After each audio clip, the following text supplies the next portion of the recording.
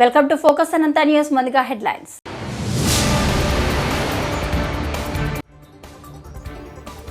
Manager పాడు పని, ఏకంగా బ్యాంకులోనే ఎంత పని చేశాడు, ఆపై పరారీ.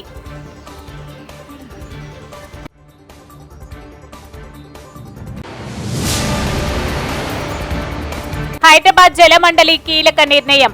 ఇక ఔటర్ లోపల పక్కాగా 4600 కిలోమీటర్ల మేర మూసీలో మురుగునీరు పారకుండా అందంగా తీర్చిదిద్దేందుకు ప్లాన్ చేస్తుంది. కర్నూలు వ్యక్తికి సారీ చెప్పిన లోకేష్, అసలేమైందంటే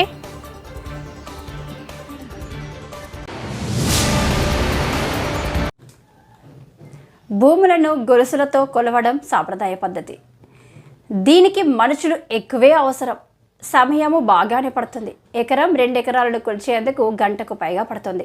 డిజిటల్ యంత్రాలు వచ్చేసాయి కాబట్టి మనుషులు తక్కువ అవసరం, సమయము కొంత తగ్గింది. మరి ఒకే ఒక గంటలో 100 ఎకరాల భూమిని సర్వే చేయగలిగేలా వ్యవస్థ ఏదైనా అందుబాటులోకి వస్తే అద్భుతమే కదా. ఆ వ్యవస్థ వచ్చేసింది. అదే డ్రోన్ల ద్వారా భూ సర్వే పద్ధతి. సంగారెడ్డి జిల్లా కంది పరిధిలోని ఐఐటి హైదరాబాద్ ఏరోనాటికల్ ఇంజనీరింగ్ పరిశోధకులు భూములను సర్వే చేసేందుకు ప్రత్యేక డ్రోన్లను రూపొందించారు. ఈ డ్రోన్లను మార్కెట్లోకి ప్రవేశపెట్టడానికి ఐఐటిహెచ్లోని ఇంక్యుబేషన్ విభాగం అధికారులు crystal ball artificial intelligent private లిమిటెడ్తో భాగస్వామ్యంతో స్టార్టప్ కంపెనీ ప్రారంభించారు. ఈ డ్రోన్లను DGCA director general of civil aviation అంగీకరించింది. భూముల సర్వేలో దీని పనితీరు పరిశీలించిన కేంద్ర ప్రభుత్వం ఈ డ్రోన్లను సర్వే డ్రోన్లుగా గుర్తించింది. ఫలితంగా దేశంలోని తొలి సర్వే డ్రోన్గా గుర్తింపు పొందింది. మోడల్ వి పేరుతో తయారు చేసిన ఈ డ్రోన్లు సెకండ్కు 8 మీటర్లు ఎత్తుకు ఎగురుతాయి. ఒకసారి ఛార్జింగ్ చేస్తే 50 నిమిషాల పాటు గాలిలోనే ఎగరగల సామర్థ్యంతో వీటిని తయారు చేశారు. భూ సర్వేపై రూపొందించిన ఓ ప్రత్యేక యాప్ను అనుసంధానం చేస్తే గాల్లోకి ఎగిరి జియో ట్యాగింగ్తో ఫోటోలు తీసి సర్వే హద్దుల వివరాలను పక్కాగా వెల్లడిస్తుంది. ఈ డ్రోన్ల తయారీ కోసం 32 మంది ఏరోనాటికల్ ఇంజనీరింగ్ విద్యార్థులను ఉద్యోగులుగా నియమించుకున్నారు. ఈ డ్రోన్లలో భూ సర్వేలు అత్యంత వేగంగా చేయవచ్చునని పరిశోధకులు చెబుతున్నారు. వీటితో పాఠశాల విద్యార్థులకు వివిధ రకాలుగా పాఠ్యాంశాలు కూడా బోధించవచ్చునని తెలిపారు. గుజరాత్ ప్రభుత్వం 2 నెలల క్రితం ఇదే స్టార్టప్ కంపెనీ ద్వారా 100 డ్రోన్లను కొనుగోలు చేసింది. దేశవ్యాప్తంగా ఇప్పటి వరకు ఈ సర్వే డ్రోన్లు 300 వరకు అమ్ముడయ్యాయని తెలిసింది. అతి త్వరలోనే గాల్లో గంటసేపు ఎగిరే సామర్థ్యం, పంట పొలాల్లో మందులు పిచికారీ చేసి డ్రోన్లు అందుబాటులోకి రానున్నాయని పరిశోధకులు వెల్లడించారు. మంగళవారం సంగారెడ్డి పరిధిలోని కందిలో ఈ డ్రోన్లు ఐఐటి హెచ్ స్టార్టప్ కంపెనీ ఉద్యోగులు గాల్లోకి ఎగరవేసి వాటి పనితీరును పరీక్షించారు. డ్రోన్లతో భూ సర్వే కోసం తొలుత ఈ డ్రోన్లు మొబైల్ ఫోన్లో మిషన్ ప్లానర్ లేదా ల్యాండ్ మెజర్మెంట్ యాప్లను అనుసంధానం చేయాలి. తర్వాత స్థలం యజమాని చూపించే భూమి హద్దులను బట్టి ఈ యాప్ ద్వారా ఒక బెంచ్ మార్కును గీస్తారు. యాప్లోని KML keyhole markup language ద్వారా హద్దులను గుర్తించి సర్వే చేయాలనుకున్న ప్రదేశాన్ని మొత్తం చతురస్రాకారంలో ఒక రూట్ మ్యాప్ తయారు చేస్తారు. ఆ మ్యాప్తో డ్రోన్కి గాల్లోకి వదులుతారు. KML ఆధారంగా ఈ డ్రోన్ తీసే ఫోటోలకు మిషన్ ప్లానర్ యాప్లో గూగుల్లోని సర్వే ప్రదేశం ఉన్న విలేజ్ మ్యాప్ను అనుసంధానం చేసి రిపోర్ట్ ఇస్తారు. ఈ సాంకేతికతో గంటకు 100 ఎకరాల సర్వే చేయవచ్చునని పరిశోధకులు చెబుతున్నారు. ఈ డ్రోన్లతో భూములు సర్వేతో పాటు కొండలు, గుట్టలు, బురదలు ప్రాంతాలు, నీటి కుంటలు లాంటి ప్రదేశాల్లో సులువుగా కొలతలు తీయొచ్చు. డ్రోన్ కెమెరాల్లో వాడే కెమెరా మాడ్యూల్ని బట్టి మైనింగ్లలో పవర్ ప్లాంట్, రైల్వే ట్రాక్ కూడా సర్వే చేయవచ్చని వారు తెలిపారు. వైద్యురాలిపై అత్యాచార ఘటన హేయం. మాజీ chief whip BRS party Hanamkonda జిల్లా అధ్యక్షుడు దాస్యం వినయ్ భాస్కర్ మడికొండ చౌరస్తాలో రాస్తారోకో చేసి నిరసన తెలిపారు. దేశవ్యాప్తంగా ఉన్న వైద్యుల నిరసనలు, దీక్షలకు మద్దతు ప్రకటించారు. పశ్చిమ బెంగాల్ రాజధాని కోల్కతాలోని ఆర్జీ కార్ వైద్య కళాశాల ఆసుపత్రి జూనియర్ వైద్యురాలిపై అత్యాచార ఘటన బాధాకరం. సమాజంలో ప్రజలను కాపాడే గొప్ప వ్యక్తి వైద్య వృత్తి. వైద్యులను దేవులుగా కొలిచే సంస్కృతి సమాజం మనది. వైద్యులపై దాడులు సమాజానికి ప్రమాదకరం. అత్యాచార నిందితులను వెంటనే కఠినంగా శిక్షించాలి. దేశవ్యాప్తంగా ఆందోళన చేస్తున్న వైద్యులు, వైద్య సిబ్బందికి మద్దతు తెలుపుతున్నాం. జూనియర్ వైద్యురాలి అత్యాచార నిందితులను వెంటనే శిక్షించి బాధిత కుటుంబానికి న్యాయం చేయాలని బీఆర్ఎస్ పార్టీ తరపున డిమాండ్ చేస్తున్నాం.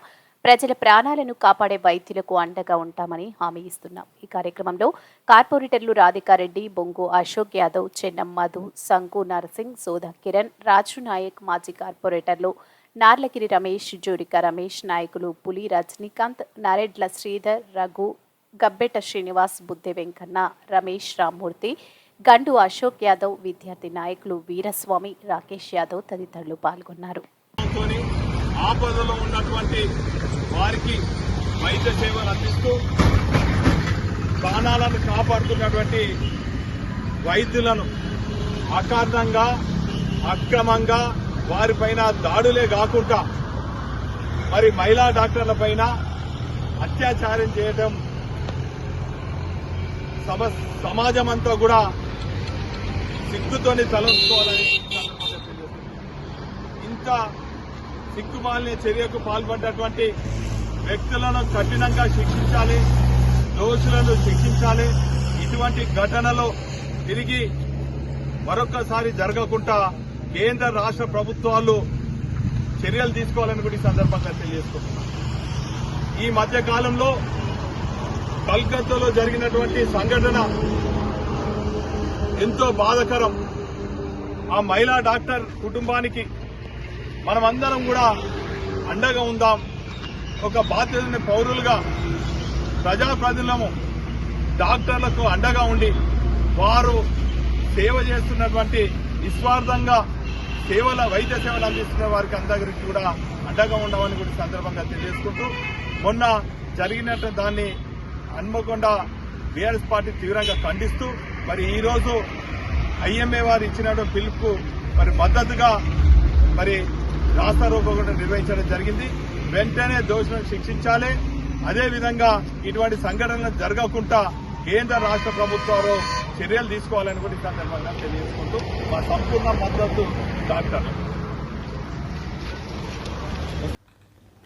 చినుకు పడితే రుద్రూర్ బస్టాండ్ చిత్తడిగా మారి ప్రయాణికులకు యమగండంగా తయారవుతుందని సిపిఎం ఏరియా కార్యదర్శి నన్నెసాబ్ అన్నారు. శనివారం పార్టీ నాయకులతో కలిసి రుద్రూర్ బస్టాండ్ ప్రాంగణం బురదమయమైన ఆవరణ ప్రాంతాన్ని ఆయన పరిశీలించారు. ఈ సందర్భంగా నన్నెసాబ్ మాట్లాడుతూ మండలం మారిన రుద్రూరు బస్టాండ్ గతి మారలేదన్నారు. బాన్సువాడ నియోజకవర్గం అభివృద్ధి గురించి పదే మాట్లాడే మాజీ స్పీకర్ ఎమ్మెల్యే పోచారం శ్రీనివాసరెడ్డి ఒకసారి రుద్రూరు బస్టాండ్ను చూసి మాట్లాడాలన్నారు. టాయిలెట్స్, మరుగుదొడ్లు సరిగా లేవని పేర్కొన్నారు.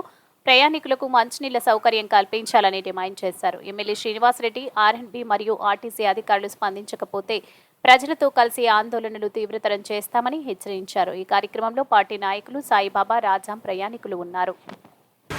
గత 10-15 ఏళ్లుగా అనేక సందర్భాల్లో ప్రభుత్వానికి విన్నవించుకోవడం జరిగింది. కానీ ఈ బస్టాండ్ బతుకులు మారలే.